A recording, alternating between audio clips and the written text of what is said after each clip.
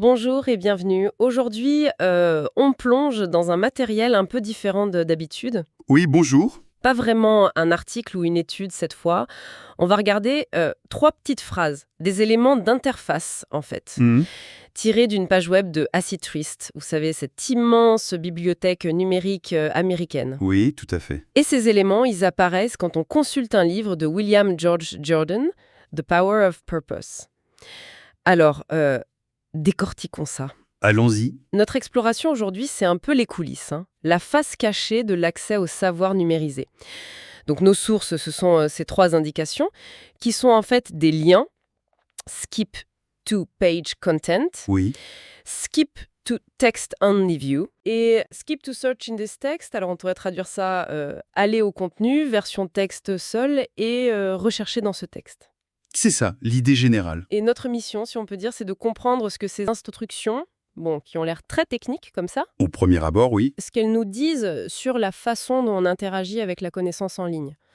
Pourquoi ces options-là, spécifiquement? Qu'est-ce que ça révèle, au fond, sur la conception, peut-être même la philosophie, derrière ces grandes plateformes? C'est une très bonne question. Parce que tout de suite, ce qui frappe, c'est leur côté très utilitaire, non? On sent bien qu'elles sont pas là pour faire joli.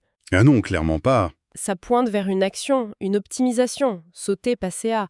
C'est comme une invitation à prendre un raccourci. Exactement. À l'expérience, quand on regarde un livre en ligne. C'est justement là que ça devient intéressant, comme vous dites. Ces trois options, qui paraissent un peu anodines, ce sont en fait comme trois portes d'entrée différentes vers le même contenu. Mais chacune répond à des besoins et même à des principes importants de conception web et d'accès à l'info. Prenons-les une par une rapidement. D'accord. Skip to page content. Ce lien, il permet d'éviter tout ce qui est autour. Les menus, les bandeaux, les logos, enfin tout ce qui n'est pas le livre lui-même. Ok. Pour arriver direct au cœur du sujet, la page numérisée, le début du texte, c'est une question d'efficacité bien sûr, un gain de temps.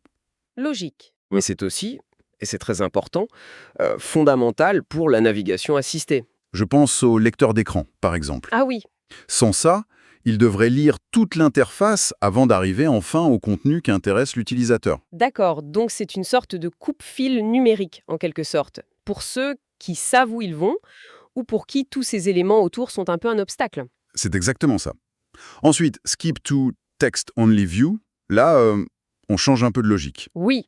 On propose une version très très simplifiée. Oui. C'est le texte brut, extrait des pages du livre. Mais attention, dépouillé de sa mise en forme d'origine, sans les images des pages. Ah. Et parfois même avec une structure un peu, disons, altérée si la reconnaissance de caractère, l'OCR, a eu du mal avec l'original. Alors là, je m'interroge. Pourquoi proposer une version qui pourrait être vue comme dégradée? L'image de la page d'origine, avec sa typo, sa mise en page d'époque, ça fait partie de l'œuvre, non? Il n'y a pas un risque de perdre du contexte, de l'authenticité? C'est une excellente remarque. Et ça touche au cœur d'un dilemme assez fréquent dans la numérisation du patrimoine. J'imagine. Qu'est-ce qu'on privilégie? La fidélité absolue à l'objet matériel ou bien l'accessibilité maximale du contenu, de l'information? Hmm. La vue texte seul, elle penche clairement du côté de la deuxième option. Son avantage principal, c'est vraiment l'accessibilité pour les personnes qui utilisent des lecteurs d'écran. Pour elles, une image de texte, c'est une barrière quasiment. D'accord, je vois. C'est un point crucial. Absolument. Et puis, c'est aussi plus rapide à charger, c'est plus facile à copier-coller, et c'est même essentiel pour certaines analyses de texte automatisées qui ont besoin de texte brut. Donc, c'est un choix délibéré. Ok, on sacrifie une partie de la forme originale pour garantir un accès plus large, plus fonctionnel au contenu sémantique, au sens. Ce n'est pas vraiment une dégradation, mais plutôt une traduction dans un autre format, pour un autre usage. Une traduction fonctionnelle, oui, je vois l'idée. C'est plus clair comme ça. Et le dernier, alors, skip to search in this text. Ah, celui-là, c'est sans doute le plus familier pour beaucoup de monde. C'est la fonction recherche, mais à l'intérieur du document. Le fameux contrôle plus F. Exactement. Quand on est face à un livre qui fait potentiellement des centaines de pages, pouvoir chercher instantanément un mot, un nom, une citation, c'est devenu une attente presque standard aujourd'hui. C'est sûr. Ça transforme complètement la lecture. D'une lecture qui peut être passive, linéaire, on passe à une exploration active, ciblée. C'est un outil indispensable pour la recherche académique, bien sûr, mais aussi pour n'importe qui cherche une info précise rapidement. Oui, c'est vrai. Donc, ces trois options, mises ensemble, elles dessinent une architecture d'accès qui est pensée pour la diversité. Diversité des usages et diversité des utilisateurs. On comprend mieux l'utilité pratique, là, oui. Mais quelle est la signification plus large de ces outils dans tout cet écosystème des bibliothèques numériques aujourd'hui?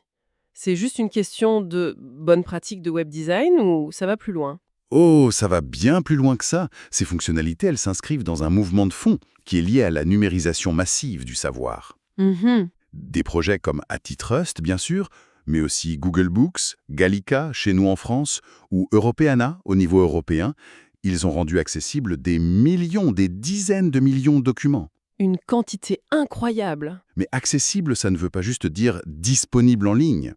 Ça doit aussi vouloir dire utilisable. Utilisable par le plus grand nombre, quelles que soient ses capacités ou ses objectifs. Et c'est là qu'interviennent les principes d'accessibilité web universelle. Vous avez mentionné les lecteurs d'écran tout à l'heure.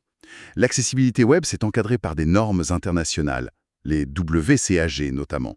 WCAG. Oui, c'est l'acronyme pour Web Content Accessibility Guidelines. En gros, les directives pour l'accessibilité des contenus web. D'accord. Et ces règles, elles visent à garantir que les personnes en situation de handicap visuel, auditif, moteur, cognitif puissent percevoir, comprendre, naviguer et interagir avec le contenu numérique, sur un pied d'égalité avec les autres. C'était essentiel. Et des liens comme Skip-to-Page Content ou Skip-to-Text-Only View, ce sont des applications techniques directes de ces principes. Des principes qui sont éthiques et sociaux avant tout, d'inclusion. Ça montre qu'on a pris conscience que l'audience du savoir numérique, elle est vaste, elle est très hétérogène. Donc derrière ces simples lignes de code, en fait, il y a une dimension presque politique. Rendre le savoir réellement public, pas juste théoriquement disponible sur un serveur quelque part. Absolument. C'est un effort constant pour ne pas créer une nouvelle fracture numérique, cette fois basée sur les capacités d'interaction avec les interfaces. Rendre vraiment utilisable le patrimoine culturel, scientifique qui a été numérisé. C'est un enjeu démocratique majeur. Je comprends mieux. Ces petits liens, c'est juste la partie émergée d'un iceberg assez complexe, qui mélange l'ingénierie informatique, le design d'interface, et puis une réflexion sur les conditions d'un accès équitable à la connaissance. Ça reflète une évolution. On est passé de la simple numérisation-conservation, où on mettait juste l'image en ligne, à une véritable édition numérique pensée pour l'usage. Et ça résonne fort avec le but de beaucoup de gens qui consultent ces ressources. Apprendre efficacement, trouver l'info pertinente sans être noyé sous la masse ou découragé par des interfaces trop compliquées. Ces outils sont des facilitateurs, clairement. Tout à fait. Skip to page content, c'est un peu comme avoir une carte pour aller direct à l'œuvre qui nous intéresse dans un musée immense sans devoir traverser toutes les salles d'avant. C'est une bonne analogie, oui. Pour skip to text only view, votre explication sur la traduction fonctionnelle, ça m'a bien éclairé. C'est choisir un mode d'accès qui privilégie la donnée brute, le texte. Un peu comme choisir de lire les sous-titres d'un film étranger plutôt que la version doublée. Intéressant parallèle. On accède au sens direct, quitte à perdre une partie de l'ambiance sonore originale, on va dire. C'est une question de priorité, selon ce qu'on cherche à faire. C'est précisément ça. Et chaque option propose une expérience différente. Et potentiellement, elle amène à une interaction différente avec le contenu lui-même. Et enfin, skip to search in this text. Ah ça, c'est l'index ultime, c'est le contrôle plus safe de la culture. C'est la promesse de pouvoir interroger le texte directement, de le faire parler sur commande. C'est ça. C'est une rupture assez fondamentale avec la lecture linéaire traditionnelle qui demande du temps, de la patience. Là, on va droit au but, on cible. C'est incroyablement puissant pour l'efficacité. Tout à fait. Et c'est là qu'on touche à un point peut-être encore plus subtil. L'interface, même minimale comme ici, elle n'est jamais neutre. C'est une médiation. Elle ne fait pas que donner accès, elle structure cet accès. Comment ça? Elle structure l'accès? Eh bien, en proposant ces 3 portes d'entrée spécifiques, la plateforme suggère implicitement des manières privilégiées d'interagir avec le texte de Power of Purpose, avant même qu'on ait lu la première ligne. Ah oui? Ben oui, regardez. Elle présente ces options comme équivalentes en apparence, mais elles ne le sont pas dans leur nature. L'option Page Content reste proche d'une lecture quasi originale. L'option Text Only, elle, propose une transformation assez radicale. Et l'option Search, elle, invite à fragmenter le texte à une lecture non linéaire par mots-clés. L'utilisateur est invité dès le départ à choisir un mode d'approche. Un mode. Oui, un mode. Et ce choix initial qui est guidé par l'interface, il peut influencer toute la suite de l'expérience de lecture ou de recherche. Je vois. L'outil n'est pas juste un canal passif, il oriente activement notre manière d'aborder le contenu. L'interface façonne l'interaction avant même qu'elle ait vraiment commencé. C'est assez vertigineux comme idée. Exactement. Et ça soulève une question fondamentale sur la relation entre le contenant et le contenu à l'ère numérique. L'interface utilisateur, par les options qu'elle met en avant, ou celles qu'elle rend moins visibles, par la manière dont elle présente l'information, page par page, défilement continu, texte brut, résultats de recherche, tout ça, ça influence notre perception, notre rythme de lecture et peut-être même notre compréhension profonde. Est-ce qu'on retient les mêmes choses d'un texte long si on le lit de A à Z ou si on y navigue principalement par recherche? J'en suis pas si sûr. Probablement pas. C'est fascinant, on croit se concentrer sur le message, sur le texte de Jordan ici. Mais le médium, l'interface numérique, joue son propre rôle, peut-être plus important qu'on l'imagine. Alors, si on devait synthétiser un peu ce que nous apprend cette exploration de 3 simples liens, on a vu qu'ils ne sont pas juste des gadgets techniques. Skip to page content, c'est l'efficacité, l'accès direct. Skip to text only view, ça représente un choix fort pour l'accessibilité universelle, la fonctionnalité, même si ça veut dire s'éloigner un peu de la forme originale. C'est ça. Et skip to search in this text, ça incarne la puissance de l'exploration ciblée, de l'analyse dans ces énormes volumes de données. Ensemble, ils illustrent bien les défis et les solutions qu'on trouve pour rendre utilisable cet immense patrimoine numérisé, en tenant compte de la diversité des publics, des besoins. Tout à fait. Ça montre que la manière dont on nous donne accès à l'information est aussi cruciale que l'information elle-même. L'ingénierie de l'accès, c'est une part essentielle de la diffusion du savoir aujourd'hui. Absolument. Et pour conclure, peut-être prolonger cette réflexion avec une question pour la suite. On a vu comment ces outils facilitent l'accès, diversifient les usages, c'est positif. Mais il faut peut-être s'interroger plus profondément sur l'influence de ces modes d'accès différents sur notre cognition, notre interprétation. Au-delà de la commodité, qu'est-ce que ça change à long terme dans notre rapport au texte? Si on privilégie tout le temps la recherche par mots-clés, est-ce qu'on risque pas de perdre la capacité à saisir la structure d'ensemble d'un argument complexe?